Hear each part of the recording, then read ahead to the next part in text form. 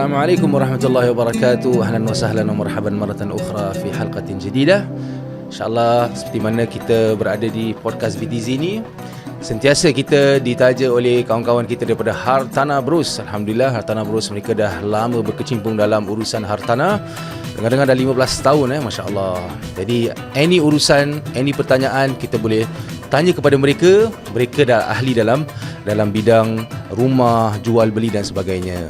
Hartanah Bros, your property matters. This video is also in collaboration with GRTV. GRTV adalah media platform bagi Government Ihsan Relief. There are many things that they are currently helping the society with, and a campaign that they are currently running is a campaign called the Ihsan Fund. And this particular campaign particularly assists with those who are in financial situation, sama ada dikarenakan hilang pekerjaan, ingin membantu keluarga with the basic necessities in life. Mereka yang melalui kepayahan-kepayahan ini, Global Ihsan Relief membantu mereka. So if you would like to contribute to this particular campaign, please do visit their website. InsyaAllah. Best lah campaign ni. Campaign ni show Because the reality would be, especially COVID kan. Yeah. Orang hilang pekerjaan dan sebagainya, and you know what, we need to help our society. Yes, of course.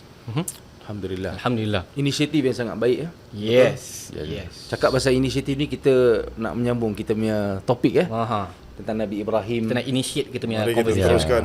So Cerita macam ada api dah habis pasal api cerita Nabi Ibrahim ni macam tak habis-habis itu kan. Itulah pasal. Tapi setiap episod tu dia membawa satu impact yang sangat besar. And also pengajaran. Banyak pengajaran yang kita dapat daripada Nabi Ibrahim. Perjuangan dia, bagaimana Nabi Ibrahim diberikan orang kata hikmah dia punya kepintaran dalam Allah berikan dia boleh fikir, dia boleh bagi orang fikir, orang tertanya-tanya dengan cara yang dia buat tu, dan masya-Allah lah.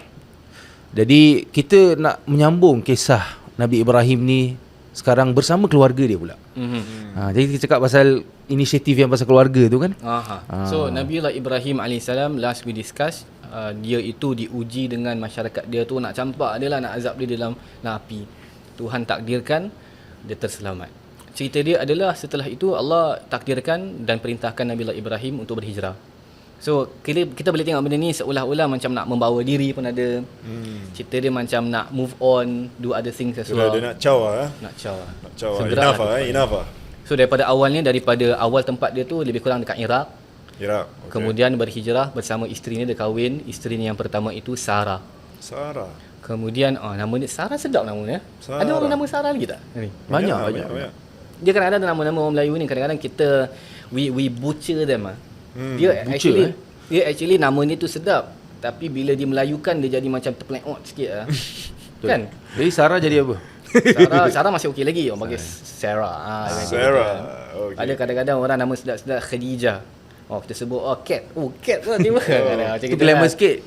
Kalau yang old fashion sikit macam mana? Old fashion sikit macam PA. Namanya Rafi'ah. Betul. Tiba-tiba PA. Nama dia tu lah. Tapi ada kaum-kaum lain jugalah. Ada Sarah Banan.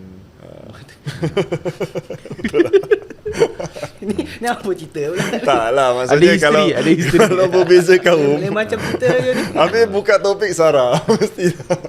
Apa pun, nama ni adalah satu benda yang paling penting dalam hidup kita kan.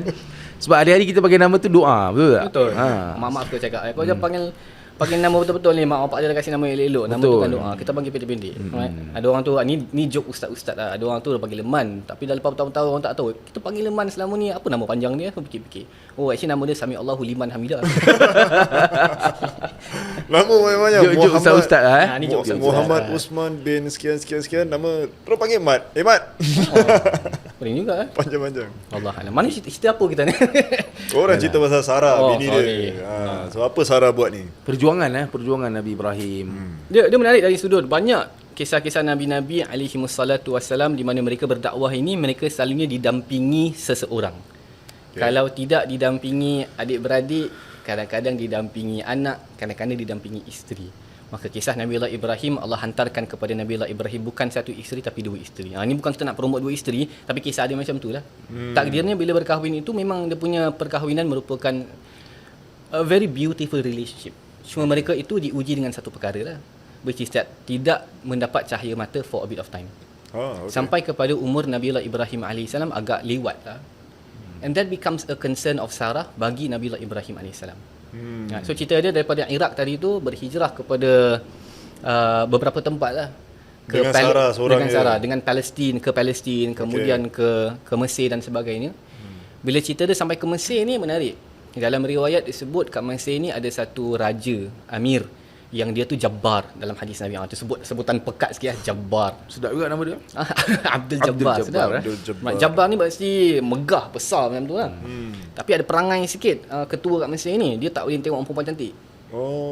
Jadi bila dengar ada orang perempuan masuk ni, which is isteri Nabiullah Ibrahim, Sarah ni, diorang tahu ni confirm dia punya raja dia akan main gila lah ni. Yes. Dia akan try lah. Dalam riwayat tersebut, dalam hadis Imam Bukhari rahmatullahi alaih, dia cakap Ibrahim cakap kita kena try to think of a way to help ourselves supaya kita terselamat lah. Maka dia cakap kepada isterinya, bila kita masuk kat Mesir ni and kita expose diri kita, I'm not going to refer to you as my wife but my sister. Ini satu hila. Okay. Kalau isteri taktik lah. Kalau isteri dia boleh rampas sebab, tapi kalau adik-beradik you don't mess with family, that kind of thing. Yes. Maka cerita dia menarik. Cerita dia in the end dia punya raja dia main gila juga. Tapi riwayat dia sebut bila dia nak memegang isteri Nabiullah Ibrahim ini, tangan dia seolah-olah tak boleh bergerak.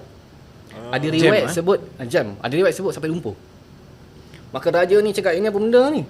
Maka dia minta, kau minta kat Tuhan kau supaya tangan aku jadi okey balik. Maka tangan dia itu dipulihkan semula. Kemudian raja ni yang awalnya tu Jabbar, awalnya tyrant, tiba-tiba dia cakap, I don't want to have anything to do with you. Kau belah, aku tak nak dengan kau dekat sini. Ya, kau ni macam pelik kan kau ni. Takut kan. Seram lah. Yalah. And part of that deal was raja tu kasih kepada Nabi Ibrahim satu hamba. Satu penolong, which is Hajar. So Hajar punya cerita comes into the scene in this particular way. Understand. Maka the story goes on. Tadi kita sebut awal, di antara ujian mereka adalah tak ada anak. Pendekkan ceritanya, Sarah in the end coming from benevolence, datang daripada sikap yang baik. Dia cakap, aku ni tak dapat berikan kau anak. Mungkin ni nak kau kahwin dengan Hajar ni, mana-mana tahu Hajar boleh mendatangkan anak untuk kau. That's the story that we have. Baik betul Sarah ni. Yalah, cakap betul. Baik lah. Itu pun satu pengorbanan lah. Pengorbanan seorang. Betul. Dan bila kita cakap tentang isteri Nabi ni, bukan calang-calang orang lah. Betul. Dia nampak yang Nabi Ibrahim ni potential dia kalau ada zuriat dia tu, yalah, sebab antara niat Nabi Ibrahim tu kan, bila kita tengok dalam doa-doa Nabi Ibrahim seterusnya pun, Nabi Ibrahim ni memang orang dia memang menitik beratkan keluarga. Dia nak plan for something future lebih besar daripada Succession, apa so benda yang legacy yang dia boleh sambung dan sebagainya. So mungkin di antara hikmah di sebalik itu pun Allah menghantar Sarah ni untuk memberikan kebenaran untuk Nabi Ibrahim mendapatkan zuriat daripada orang lain. Dan mendapat tu daripada Hajar, which is yalah, pada asalnya kira hamba Nabi. Zaman tu memang hamba pun adalah milik kita apa. Kira you boleh buat apa-apa kepada dia dan sebagainya kan. Dan dengan kuasa Allah SWT, di situlah permulaan ada anak. Di situlah permulaan adanya anak. Dan kisah dia menarik juga bila kita tengok bagaimana kisah Nabi Ibrahim tu, bila dia tengah try untuk mendapat anak daripada Hajar, diberikan pula rezeki tu kepada Sarah juga. Mana Allah SWT kata, kau mengorbankan satu, aku berikan kau nikmat. Jadi kedua-dua dia dapat balance benda tu. Dan mereka menghasilkan dua orang Nabi. Dua orang Nabi, Nabi Ismail dengan Nabi Ishaq. Dua orang Nabi yang sangat hebat. So Ishaq comes from Hajar. Ishaq from Sarah. Sarah, okay. Ismail yang datang dari. So Ismail Hajar, yang bermulanya itulah dengan peristiwa yang kita dengar sekarang, air Zamzam, Sa'i, itu semua kan, Safa wal Marwah. Before we go there, kita akan discuss mengenai cerita Zamzam tu. What is intriguing for me adalah that a couple boleh have such a difficult conversation like that. Aku ni tak boleh memberikan kau anak, tapi mudah-mudahan melalui isteri lagi satu ni kau dapat anak. What I'm trying to say is that kadang-kadang di dalam kita punya marriage, what makes a marriage work is at times having those difficult conversations. Yeah, of course. Kita kadang-kadang kita go through and we think that and we assume that everything is fine. But for the sake of improvement, untuk kita memperbaiki diri isteri kita bersama, kita kena tanya soalan-soalan yang susah-susah juga. Yalah. Kadang-kadang kita kena discuss macam, have I done my responsibility as a husband? Kadang-kadang kita tak fikir soalan macam ni. Kadang kita tak nak tanya. Kita assume, aku memang power apa as a husband. Yalah, kadang kita Nabi assume lagi kan, aku boleh dapat apa-apa apa. Tak, macam kita hidup harian kita kan, kita macam automatik lah. Kita rasa macam okay, aku dah bayar bil, aku kasih Dah bagi anak makan, everything. aku bayar kereta. So Aku automatically I assume that I'm doing it right lah kan. Betul. Yeah. And the wife similarly lah. Aku dah buat kerja aku. Correct. Whereas kalau kita nak use that as macam default punya kind of like macam checklist, then we will forever never touch into this kind of conversation lah, to say that hey, maybe macam boleh lah aku pergi I cuci kain lah hari ni. You know, benda-benda yang different, then kita rasa macam ni aku lelaki, aku patut buat ke benda ni. This is our generation thinking lah I kan. agree. Macam basuh pinggan mangkuk. Tapi kalau kita tengok sebalik pula, orang-orang barat ni, which is the westerners, dorang adil loh. Dorang buatkan okay, hari ni aku betulkan katil. Aku bersihkan ni, kau bersihkan tu. Macam itu. So macam I don't know lah, it's just that maybe it's a culture thing. Tapi benda yang orang buat tu Nabi dah buat. Ya kan? Benda yang sepatutnya kita buat, kita mungkin tak buat dari dalam masyarakat kita, sebab kita dah dimomok-momokkan yang semua urusan rumah isteri buat. Kita dah correct. dibiasakan dengan benda tu. Cuma bila kita tengok sejarah para anbiya dan sebagainya, so dorang work together with dorang wife. Understand. Dan kejayaan dorang pun kadang-kadang datang daripada isteri dorang juga. Betul. Khadijah kan, Nabi SAW bercerita pun, Nabi was nothing apa, Khadijah somebody je. Yeah, of course. So kejadian Nabi tu pun tergantung kepada isteri dia juga. Jadi dua-dua memainkan peranan yang besar. Cuma nak Islam meletakkan martabat suami tu important. Untuk nak meletakkan martabat suami tu sebagai seorang suami tu, agama kita je meletakkan benda tu. Setinggi mana pun pangkat isteri kau, dia tetap isteri. Yes. Tapi serendah mana pun suami kita, dia tetap suami kita. Jadi Islam tak meletakkan martabat dia tu tergantung kepada kerja yang dia buat banyak ke, gaji dia banyak. Dia tak. I pernah tahu dapat soalan macam gitu. Ada orang tangkap I, dia tanya orang perempuan Kata, Ustaz, Saya gaji besar, husband gaji kecil. Tapi cara dia phrase tu interesting. Kadang-kadang soalan dia tu kita pernah dengar. Yes. Cuma at times the way that people phrase questions, dia ada, kita ada sudut pandang. Dia cakap, Ustaz, saya bukan nak cakap apalah Ustaz biasa macam gitu kan. Orang kata orang play safe dulu lah. Play safe dulu. Saya ni gaji saya besar Ustaz. Masa dia end. Terus? Masa saya cakap, lepas tu dia kata, tak, itulah kita gaji besar. So the assumption is that Suami gaji kecil, and because of that maybe I have more rights than him. Failing to realize that of course we do understand Nabi SAW memang dia kata Aisyah radhiyallahu anha wardaha, Nabi ni urus benda-benda kat rumah. Nabi betulkan kasut, patch dia punya baju dan sebagainya, tapi bila azan berkumandang Nabi keluar. Berarti he has chores that he does, but then there are also other priorities as well. Tapi ia tidak bermakna bahawa sebenarnya tak ada distribution of role. Yeah. Certain things you don't bypass. Lelaki ni ada tanggungjawabnya yang berbeza daripada tanggungjawab perempuan. yang lebih utama lah. Exactly. Hari ini kita ada this particular idea going to the western issues certain things yes correct. Tapi one bad thing that we see is tak ada distribution of role at all. Semua benda sama. Hak lelaki dengan hak perempuan ni tak ada pembahagian. Semuanya itu sama. This is problematic. Itu yang akan jadi satu masalah. Betul. Walhal wanita pun tak boleh, beban dia tak boleh sama dengan lelaki. Betul. Sebab tu bila Allah kata ar-rijalu qawwamuna 'alan nisa, orang sampai sekarang, even orang Islam pun petikaikan benda tu dan mengatakan bahawa Islam tak membela hak wanita. Tapi actually bila Allah cakap benda tu, Allah membela double hak wanita. Allah berikan kita punya bebanan tu ringan. Kau kaya macam mana pun, duit tu duit kau tau. Bukan duit husband kau. Tapi suami macam mana kaya pun, duit dia is shared. Duit dia is dikongsikan dengan ahli keluarga. Why? Dangerous kira ni. Danger tau ni Danger. Wah. Okay. Patut itu and that is why we say dalam agama kan bila ada riwayat sebut dikhabarkan bahawasanya bila sahabat-sahabat Nabi pergi kat Yaman, they see that orang-orang pada ketika itu ada orang Christians that they would prostrate to orang-orang agama mereka.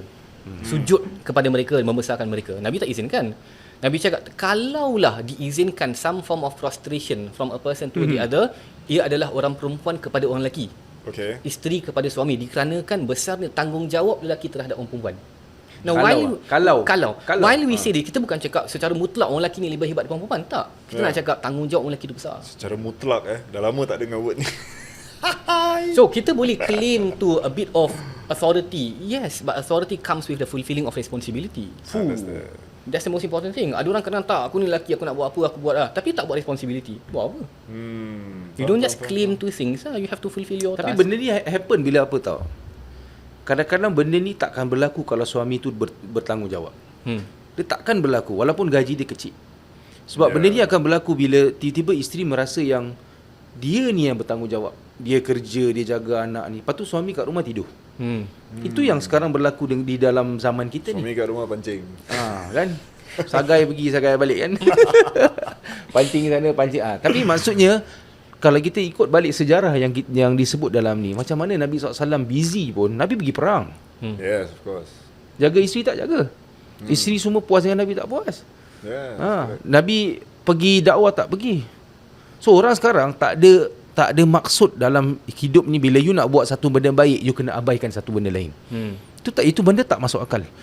Itu memang tanggungan lelaki. Macam orang kata, alamak aku nak kena keluar ni pergi dakwah gini-gini. Tapi kalau kau abaikan ni pun tak boleh. Tapi okay lah, I think there's a lot of fine lines to look at lah. Because I think zaman sekarang ni kita hidup, like you said, responsible perempuan, responsible lelaki. Satu yang gaji besar, satu gaji kecil. Diorang selalu nilaikan dari segi apa aku bayar dan apa kau tak bayar. You know, it's all about payments now. Aku gaji besar, aku bayar ni. Kau tak bayar tu. Tapi kalau misal kata zaman sekarang, okay, aku bayar semua, perempuan bayar semua benda, tapi lelaki kat rumah betulkan pipe ke, betulkan ni. Masih tak puas, babe. Masih it doesn't look like macam diterima tau. Betul tak? Kita kena unlearn benda ni macam gini. Exactly. Responsibilities are beyond Because, payments. It's all about payments now. I don't know, that's just my view. Actually benda tu balik pada individual lah.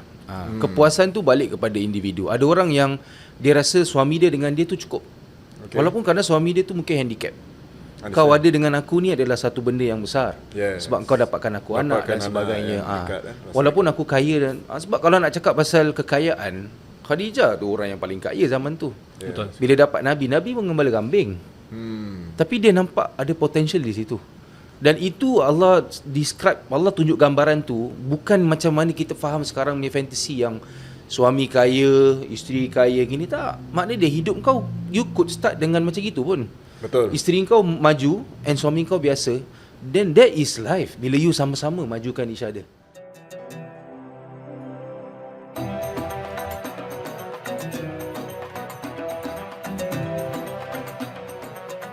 Assalamualaikum semua brothers and sisters. Selamat datang ke segmen Rumahku Syurgaku bersama teman-teman kami dari Hatana Bros. So hari ni kita ada dua orang. Mari kita kenalkan member kita Asri dan sama brother kita dari last week, Mr. Ghafur. So brother, how semua okay? Alhamdulillah bro, how are you? All good. Alhamdulillah. Let's dive in more about property matters. So aku rasa macam kadang ni aku ada nak berbual pasal satu property ni yang a bit unique. Okay. Mungkin zaman sekarang ni kita jarang dengar pasal property ni, which is because sekarang orang sibuk macam jual HDB, diorang flip pergi kondo and so on and so forth. Tapi aku nak fokus on satu topik ni, which is about rumah jambu. Yes. Rumah jambu ni aku rasa macam special. Dia ada dekat certain area je. And to be honest, aku macam always been wanting to buy a jumbo house because of the space. Aku pernah pergi one of this house dekat Woodlands. Besar gila and like macam boleh lari-lari, anak diorang pun macam happy. Yes. So what do you think for today's market? What kind of macam customers or clients that can this market masih boleh penetrate or ikut today's punya current trend, which is jual and then beli kondo and then and so on and so forth. So basically jumbo, like I say, is a exotic unit because limited, it's limited edition. Yeah, bro, You limited say edition. executive mentionette. Yes. Dah limited. Jumbo lagi limited. Jumbo lagi limited, lagi It's more limited. exclusive, That's Betul, why. betul. So this jumbo actually now dah tak dibuat oleh HDB anymore. Okay. There's no more production because now it's only 3 room, 4 room, 5 room. Alright. The normal and the 3 gen lah. Betul. So no more jumbo. So jumbo ni is also at a limited location. Mostly dekat Woodlands yang banyak lah. Okay. Which is actually originally dulu first memang done by HDB this jumbo. By default dia dah memang design macam tu. Yes, Okay. first tak ada. Dia actually rumah 4 bilik dengan 3 bilik. Alright. Then that area last time when they first market the place, not so well received by people nak beli sebab tempat dia hujung kan sana, very far out. Yes, correct. So they do creatively, they pecahkan and they mix 3 room and 3 room or 4 room and 3 room. So that entice the punya buyer to come and see, oh, this is something special. And that's what they call jumbo lah. Understand. Okay, talking about jumbo ni dekat only daerah Woodlands and the north. But aku pernah dengar jugalah those macam yang beli rumah 3 bilik full dah habis bayar, then diorang boleh beli rumah jiran dia. Correct. So diorang pecahkan tengah-tengah tu. Correct. So is that called jumbo as well, or is by called merging or something? It's still jumbo. It's still a jumbo. Kadang-kadang they call it mini jumbo and all that. Okay. Yeah. But Okay, for it is the same. It is just they will combine the two. They call it 5 room. Okay. But it's a combination lah. Actually kan, sebenarnya masih banyak fans yang jumbo executive yang orang masih Yeah, nak definitely look because at. of the size lah, bro. Correct, it's because of the size. You cannot get that size anymore. Exactly. Yeah. Okay, now kalau kau cakap, let's say aku customer. Okay, Yes. sekarang the best example lah. Aku ada anak 4. Yeah. So should aku follow the trend of everybody is selling HDB, buy condo, tunggu untung 200-300 ribu and all that. Does it suit me more, or should I go for this jumbo? Okay, basically the depend on the needs of the family lah. Understand. You know, Correct. so a lot of people also they can afford to go to condo. Okay. But this kind with a large family, anak 3-4 and sometimes bring their mother, bring their dad, parents. So you need more extra room. So kalau condo definitely you got to go 4 room or 5 bedroom punya condo. Which will cost you Maybe the double the price or something Yes, like that. correct. Depend on location lah. Correct. So that's where now they go to the trend of finding jumbo houses. Alright. Actually now jumbo memang suddenly price Pick up, shoot eh? up. Yes, Suddenly pick shoot up. up. Okay. Siapa yang sekarang tengah ada jumbo can also reassess back your punya financial. Understand. Yes, because now price is totally dah double. So a lot of 1 million punya cases, 1 million units sold is quite common already. Correct. Yeah, dulu is not. It's only half the price, 500, 600, 700. So 1,000. So now become 1 million. So this jumbo actually is quite a good buy actually now. Okay, cakap pasal rumah jumbo ni bermilion-milion and all that. Okay, we understand that rumah-rumah jumbo ni rumah-rumah lama. Yeah. Okay, dah berumur lah. Yes. So with the current pricing and versus the umur, do you think it is still worth it to buy? Oh, definitely. Yeah. So you see, you tengok you punya intention. Basically, it comes down to what you want out of life. Okay. Some people they want to make a lot of money on a short term, so they buy a house and they have the plan for next 6-7 years. Understand. But you want to buy a jumbo, and then you look at the age of the flat and then your family size. If you have a young family, you won't look at like short term kan. Confirm you look at 15 years at least. Yes. So when we do our calculation, we look at that. We base on that. Understand. Now there is also the possibility, although small, rumah tu kena en bloc.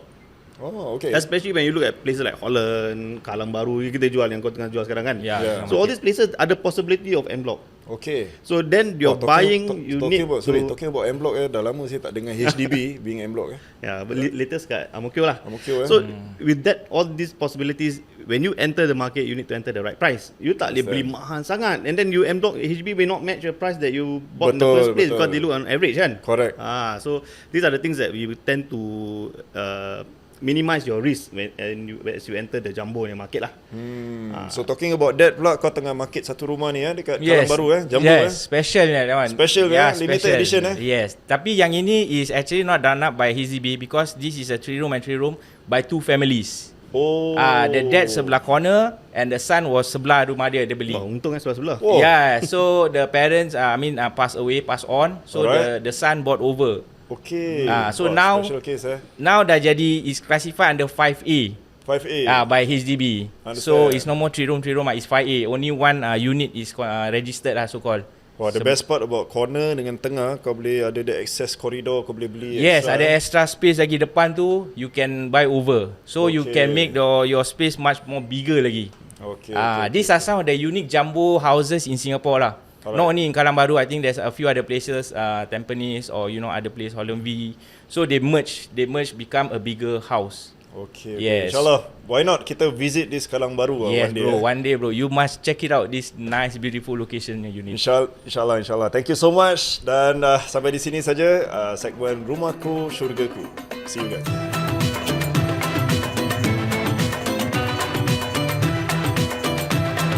Isteri kau maju and suami kau biasa, then that is life. Bila you sama-sama majukan each other. Itu baru nama Baru ada kehidupan. erti dia. Sebab erti kehidupan ni, dia hidup tak akan bererti kalau tak ada ujian. Betul. Itu yang bila orang yang hari-hari dia hidup luxury, dia berjalan dengan semua memang nampak cantik, satu mistake aja berpecah. Tapi orang yang dia dah lalui ujian, yang dia dah ready untuk lalui ujian tu bersama, insya-Allah dia akan dapat kebaikan. That's why orang putih pun ada that term yang orang kata renew your relationship, renew your love. Renew your vows. Renew your vows ke apa. Maksudnya mungkin konsep dia kita tak tahulah khurafat ke, ada benda tak baik ke, tapi maksudnya Tapi erti dia tu dia punya meaning tu is, kalau dah 10 tahun benda yang sama you buat, you kena tukar sih. Kena buat benda lain untuk jadi barukan balik benda tu. So kadang-kadang Topik yang interesting lah, lebih ada interesting orang hidup. pembaharuan cinta dia tu through kesusahan. Betul. Suami susah, suami terlantang, itulah masanya baru nampak, wah, inilah isteri aku, inilah suami aku. So that is why this is very relevant to the story of Nabiullah Ibrahim lah kan. So ujian pertama tu adalah ujian anak. Kemudian pula kalau if you want to proceed with the story, Allah takdirkan supaya satu isteri ditinggalkan, kemudian Allah takdirkan hijrah. Tiba-tiba kena tinggal pula. Wah. Sarah kena tinggal, tiba-tiba dapat isteri baru, dapat anak, tiba-tiba aku kena tinggal. Apa cerita pula ni? Tinggal jauh. Cerita dia pula takdir ni, nak pendekkan cerita dia, pergi pula hijrah ke Mekah. For whatever reason, Nabiullah Ibrahim AS tak ketahui tak apa tahu sebab pun. exactly. Tapi itu takdir Allah dan perintah Allah pergi. So Ibrahim ni, if you think about it again, semua yang dia lakukan, kalau kita diletakkan pada situation dia tu, kita tak layan Tak sih. layak sih. Ya. Sebab benda yang mustahil. Zaman sekarang ni very simple. Wah, kau dah dapat baru man. Ciao Tapi Ibrahim laksanakan perintah tersebut dengan keikhlasan. Yep. Sarah tinggal dengan keikhlasan. Trusting. And the story even goes, right, dah bawa Hajar ke Mekah. Bawa Hajar kat Mekah, tinggalkan Hajar kat Mekah, dia patah balik pula. Ya. Ini cerita apa pula ni? Pelik ya. Pelik. Tapi ada satu doa yang Allah Subhanahu rakamkan dalam Al-Quran. Bila nak tinggalkan tu, Nabi Ibrahim AS pusing balik. Aku terpaksa tinggalkan anak dan isteri aku ni. Bana ini ya. Ya. Rabbana inni askantu min dzurriyyati. Dia doa ke Allah Subhanahu, ya Allah, aku doa kau letakkanlah anak-anak zuriat aku, isteri aku di tempat ini, dan kau berikan kepada mereka kebaikan. Kau berkatilah tempat ini. This is a sign of submission to Allah Subhanahu wa taala. Dan Nabi Ibrahim tahu tempat yang Nabi Ibrahim tinggalkan tu bukan sebarang-sebarang. There must be a reason lah. Tempat tu pada asalnya dalam Quran Allah kata biwadin ghairi dhi zara'. Ya Allah, aku tinggalkan isteri aku dan zuriat aku ni di tempat yang lembah yang tak ada tumbuhan. Wah. Maknanya dia, siapa yang boleh berikan tumbuhan tu? Allah SWT. So dia punya tawakal tu dah subhanallah. Biwadin ghairi dhi zara' inda baitikal muharram. Tapi dia tahu inilah tempat rumahmu ya Allah. Jadi bila Nabi Ibrahim doa tu dengan penuh harapan yang Allah SWT menjadikan tempat tu bukan sahaja untuk anak-anak dia, tapi actually untuk future juga. Tempat tu akan jadi satu tempat yang hebat lah. Okay. You bayangkan bawa isteri pergi mana punya jungle ke apa kan, tinggalkan. Baik, patah balik. Kau nak apa aku buat kat sini? Dah berikan anak, tak puas juga balik kat isteri Everything Melayu, kalau kita pakai akal kita, everything does not make sense. Yalah betul. But this is how life is. What does not make sense to us, untuk Allah, no, this is actually what I have determined for you. Actually what they did back then actually is for us to actually learn Exactly. the process. What is the message that is trying to send? I think it's Betul trust. tak? Trusting Allah. It's about trust lah. It's about trust. Nabi Ibrahim ni semua memang the ultimate trust terhadap Allah SWT. Sebab tu memang bila masuk dalam api, kalau api Trust, aku boleh selamat, anak aku, isteri aku letak sini, Allah boleh jaga. Itu yang kadang-kadang kita tengok orang-orang yang pergi belajar, pergi meninggalkan negara dan sebagainya. And orang kadang-kadang logiknya orang tengok macam dia tak akan survive saya dengan benda ni. Tapi dia orang survive juga. Itu yang kita letakkan. Bila you letakkan harapan you dan tawakal you kepada Allah, maka Allah akan prove benda tu lebih daripada tu. Like, I kadang macam kalau ingat balik lah I punya career main dekat luar negeri. Sekarang macam bila dah retire ni, I rasa macam kalau if I look back, banyak kali saya aku travel and tinggalkan dorang just like that. Indirectly, like you said, trust. Macam trust tu macam boleh lah anak-anak aku dia bini aku handle and all that. Okay lah, dia ada support system and all that. Tapi yelah, nak tinggalkan tu trust lah. Kau bertahun-tahun sih. Actually that trust is you put ke Allah SWT. Indirectly we don't know. Ya, kalau you punya intention at that time, you kata memang you boleh sebut yang aku punya tawakal ni kepada engkau ya Allah. Dan sebab tu Allah uruskan. Cuma Allah SWT tu Maha Pengasih Maha Penyayang. Dia tahu yang bila you tinggalkan of course disebabkan dalam kat terbang tu nak take off mesti niat kan. Cakap ya Allah jagilah. because at the end of the day, niat you ke sana is untuk mencari rezeki untuk mereka. So itu satu ibadah. Ya. Secara tidak langsung Allah akan menjaga. Lepas tu kita tengok orang yang baca ayat 1000 dinar, Allah kata may yatawakkal 'ala Allah fa huwa hasbuh. Allah kata kau cari macam mana pun, aku akan bukakan pintu jalan dan sebagainya. Tapi orang yang bertawakal kepada aku, cukup baginya. Aku akan jamin. Wa hasbuh.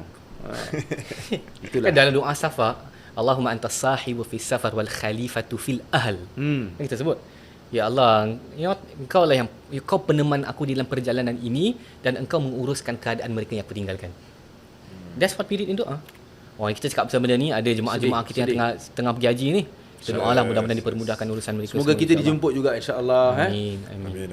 Kita boleh sambung sikit Ustaz, cerita Zamzam pula. Last penutup lah. Zamzam yang mutabak bukan Lapar juga Itu perut tengah gruk-gruk. Cakap pasal Zamzam ni, rindu yang Zamzam dulu yang boleh mandi tu yang kat bawah tu. Because I pergi 2005 I think. Masih ada lagi.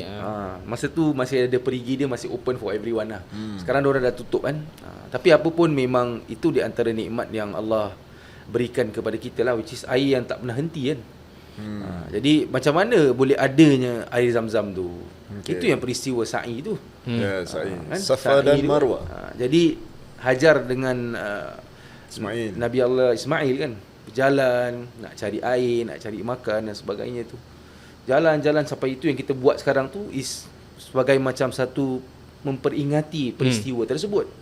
Kenapa orang tanya, kenapa kena 7 kali buat Ustaz? Inilah peristiwa dia ni. Pasal dia ulang alik 7 kali lah. Dan 7 kali sa'i bila kita buat sekarang bukan senang-senang babe. Paling sakit sa'i. Paling penat sa'i. Dan ada yang apa tu, yang lampu hijau tu dengan lari kan. Lari. Jadi itu nak menggambarkan betapa susahnya. Dan kerana kesungguhan itu Allah SWT pun menghasilkan daripada tanah yang tak ada pohon, tak ada air, tak ada kolam, tak ada apa pun, boleh pula keluar air itu daripada tapak kaki Nabi Ismail lah. Mana Nabi Ibrahim dia diri kat situ, maka situ jadi tapak keluarnya air Zamzam tu. Sampai jadi sekarang ni orang macam, Ustaz, air Zamzam ni takkan habis Air Zamzam, you tengok I pernah masuk kat tempat dalamnya diorang punya production Diorang dah store kat dalam tu macam setahun punya storage tau. And benda tu keep going. Sebab tu diorang kasih orang air free semua, because air dia banyak. Dan air dekat luar dah mengurang. Air Zamzam makin banyak. So ini benda 1400 tahun punya cerita tau. Macam mana air tu boleh ni? Inilah di antara nikmat yang Allah nak tunjukkan daripada tanah yang kosong lah. Biwadin ghairi zara'. Dalam tempat ada lembah. Tengok pada kalau kita punya logiknya, kita faham lembah tu memang tak ada air lah. Lagi kat Sahara kan, biwadin ghairi zara', tak ada tumbuh-tumbuhan, makna tak ada air, tak ada makan lah, senang kata tak ada makan, tak ada minum. Macam mana Allah boleh keluarkan benda tu Kata para ulama mengenai air Zamzam pun menarik apa tau. Dia cakap kita biasa dengar mengenai miracles mengenai mukjizat. Semua mukjizat tu dah berhenti. Kemungkinan the only mukjizat yang hari ini kita masih experience Zamzam. Ya betul. Lagi air dia diorang test lah, scientist test dekat lab, ada satu apa like some sort of a crystallic ke apa. 10-20 tahun diorang dah buat test pun. Dah buat sampai sekarang masih tak faham lagi. Macam mana air ni masih berterusan? Siapa yang bawa sumber air ni? Diorang cari daripada natural punya benda, mana air ni datang? Tapi kalau air daripada syurga nak datang, mana dia berhenti? Tak, you tengok yang production dia dekat tempat bawah dia. Do they actually dig until where the source of... In the 1990, there was a diving into the well. Okay. Diorang tak jumpa dia punya source. Tak jumpa. Turun, tak nampak dia punya source ni mana. Source dia yang air dia mula keluar tu. Dia punya mata air lah. Mata air. Air hot spring kan ada mata air tu kan. Kita tahu pun daripada mana dia keluar. Ni sekarang orang tak tahu daripada mana. Benda ni hari ini berkekalan dengan kita sehingga Nabi SAW sebut ada keberkatan padanya. So di antara sunnah dengan air Zamzam ni adalah bila nak minum air Zamzam, bismillah, doa. Zamzamu lima syuribalah kata Nabi SAW. Apa-apa doa yang kita buat bila kita minum air Zamzam ni, doa tu dikabulkan oleh Allah. Maka hari ini kita recommend siapa yang ada Zamzam, senantiasa kalau boleh kat rumah ni ada air Zamzam dan sebagainya. Kena ada. Cuma again lah, this is something that we have been discussing a lot. Bila minum air Zamzam ni, kena percaya bahawasanya ada keberkatan padanya. Which is different lah. Dulu kadang-kadang para ulama, ini di antara riwayat Ibn Hajar. Ibn Hajar sebut zaman aku ni susah nak pakai Zamzam. Padahal dia tinggal daerah Arab. Tapi berarti diorang tak export it out lah. Hari ini Zamzam beli kat Gilang ke. Yeah. Right? Kita minum Zamzam ni bergalen-galen, doa tak diterima pun. Yeah. Diorang minum satu sip, doa Allah kasih. So it's not Zamzam itself, dia adalah satu medium, tapi kita punya kepercayaan terhadap perkara tersebut. Kadang-kadang diorang kegunaan Zamzam ni kat diri masing-masing pun masalah. Sebab air Zamzam ni dia air yang betul-betul suci daripada Allah SWT. Air yang suci, you tak boleh cantumkan benda yang khurafat. Benda-benda yang tak ada dalam agama. Tiba-tiba buat benda daripada air Zamzam ni, buat benda yang Nabi tak ajar. Yeah, Nabi suruh doa. Ni tiba-tiba rumah simba air Zamzam. Buat kopi. Yelah, kalau sakit ke apa. Kopi belum pernah dengar. Nanti nak buat kafe dia. Zamzam Cafe. Zamzam dikit. Tapi as simple as bila you doa. Lagi-lagi cakap terus terang, Zamzam ni kalau sejuk lain sikit tau. Kalau kita dekat tanah haram kan, bila you dah habis tawaf tu kan, sunnah dia kan Nabi suruh kita basahkan dengan air Zamzam tu kan. So kalau you ambil yang sejuk dalam puluh-puluh tu, solid kan rasa dia. Minum lagi Arab-Arab ni memang dia sejuk betul-betul boleh sejuk kan air dia orang kan. Tak berapa jam benda tu boleh tahan sejuk dia kan. So bila Itu pun mujizat juga tu. jadi bila as simple as bila you dapat air Zamzam tu, doalah.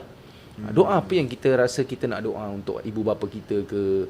Okay, cop pasal hope tak ada orang sensitif lah benda ni Cakap What je. about air putih, buka, aku baca Yasin, taruh, tahlil ke apa, buka botol-botol tu macam orang cakap kan. Okay, ni botol simpan, pergi minum 30 hari.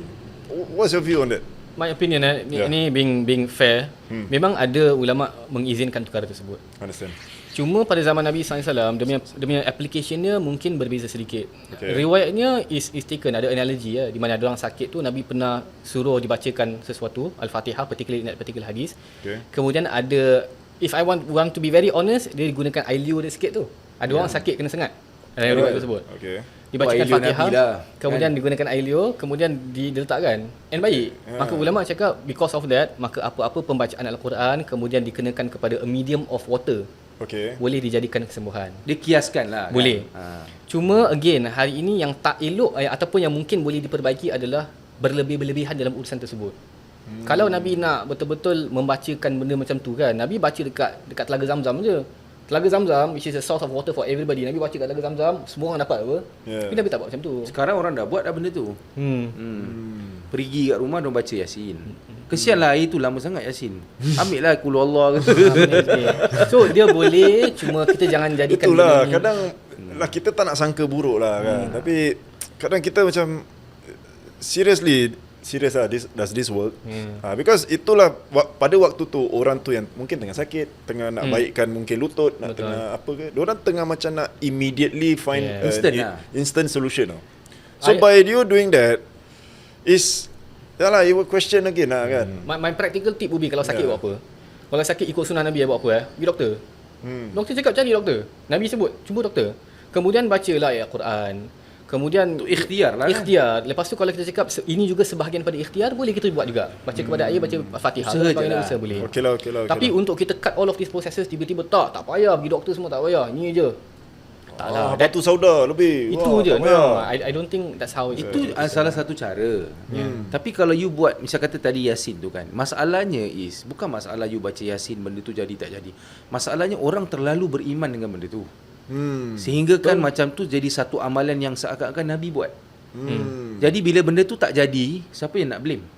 Nah, itulah. Habis Nabi buat, pasal kita buat tak jadi. Nabi tak buat. Sebab tu benda tu tak jadi. So ada quality dalam ibadah. Ibadah kita ni perlu ada quality. So bila you buat sesuatu perkara kadang tak sampai ke tak apa, mungkin cara kita salah. Kepercayaan kita salah. Kita menyandarkan benda tu seakan-akan Nabi buat tu pun salah juga. Yes. Dan Nabi tak buat. You tak buat, tiba-tiba I cakap, "Bye, you ajar Ayan suruh buat Yasin." I tak pernah buat pun. Siapa suruh? I suruh baca 3 kul, bukan baca Yasin. Bisa kata lah kan. So macam dari sudut logiknya pun, orang kita punya kefahaman berbeza. Kalau Nabi dah baca Fatihah dengan air liur, maksud kita ambil Yasin 10 page. So dia power lebih lah. Tak salah. Tapi kita tak boleh nak berlebihan dari itulah macam Ustaz cakap tadi. Kalau kita berlebihan daripada tu, benda tu tak jadi, kita akan kecewa. Yalah, betul. Sebab I pernah jadi imam tarawih, and malam tu betul-betul kena pula surah Yasin. Tiba-tiba kat belakang, kat satu masjid kat belakang ni penuh dengan air. Betul-betul lah. Betul-betul. So, dalam kepala I itu botol untuk akulah sih, kan. So, I pusing lah tengah kata Minum lah. nak minum, pak cik marah. Ustaz, jangan. Tu I cakap, asal tak boleh pula Itu air Yasin tu. Oh, okey. Dan masalahnya I tak ada air kat depan. Haus juga. Diorang tak siapkan air. Aku yang baca tadi. Kenapa aku tak boleh minum? Macam nak cakap juga kan, nak ganti ke apa? Gitu kan. Itulah. Tapi itulah kepercayaan dia. Kita pun kadang tak fahamkan sebab ini berbalik kepada tahap ilmu masing-masing. Okey. Ada yang Allah berikan kepada mereka ilmu dan pendedahan lah benda ni. Dan kita percaya bahawa setiap benda baik yang you buat, yang you niatkan untuk Allah, akan ada pahalanya. Tapi sebaik-baik amalan adalah amalan yang berlandaskan Nabi SAW. Very simple. Walaupun benda tu simple. Orang bila kita sebut baca ayat kursi, ayat kursi dah berhari-hari baca tak ada efek pun. Sebab you selalu fikir tak ada efek lah, tak ada efek benda tu. Ini yang amalan-amalan yang diajarkan oleh Nabi. Kalau you aim benda yang banyak orang yang terfikir macam, kenapa subuh, why not kalau kita boleh buat 2 rakaat dan macam satu pahala macam dunia dan seisinya, kita buat 8 lah. Nabi suruh buat 2. Jangan kamu mandai nak buat. Kenapa kau pula. kiaskan lebih pula? Ini bukan benda. Agama kena balik kepada orang yang ahlinya, which is Nabi SAW. Itu yang akan datang kualiti dan benda tu. Bukan kita nak menolak pandangan lain. Kita meraihkan selagi mana ada pandangan ataupun Sandaran nas daripada Nabi SAW. Very simple. Macam mana you nak repair motor, repair kereta. Daripada kau belajar. Aku belajar daripada master mekanik tu dia ajar. Okey. Aku dengar. Betul tak? Tapi kalau tak, aku belajar hari tu sebab aku mimpi. Mesti you macam, kau biar betul mimpi boleh repair kereta. Jadi benda ni yang kadang-kadang kita terfikir. Takkanlah dengan mimpi, takkanlah dengan you punya firasat dia sendiri. Agama ni kan benda yang agung. Benda ni very sensitif sebab orang sekarang memang gunakan mimpi pun sebagai hujah. Hari tu saya mimpi Rasulullah. Dan benda ni jadi satu trend. Hari-hari orang mimpi Nabi. Jadi bila you hari-hari mimpi Nabi, senanglah mimpi Nabi. Betul ke yang you jumpa tu Nabi? Betul. Dan kenapa you pula yang mimpi Nabi? Kenapa bukan Imam Syafi'i pula? Imam Syafi'i tak pernah dengar pun cerita. Imam Bukhari tak pernah dengar pun. Sebab itu bukan fokusnya. Fokusnya is you hidupkan sunnah Nabi. Betul. Bukan jumpa dengan Nabi. Jumpa tapi setiap hari mimpi je. Tak guna juga kan. Tak amal. Habis kau mimpi kau apa? Nabi cakap aku relax. Jangan stres. Nabi cakap gitu. Kan? Ada orang yang sampai dia kata Nabi suruh minum kopi. Kan sekarang macam-macam kan. So Nabi takut benda-benda ni. Apa tu? Collect derma. Jadi collect orang pun derma.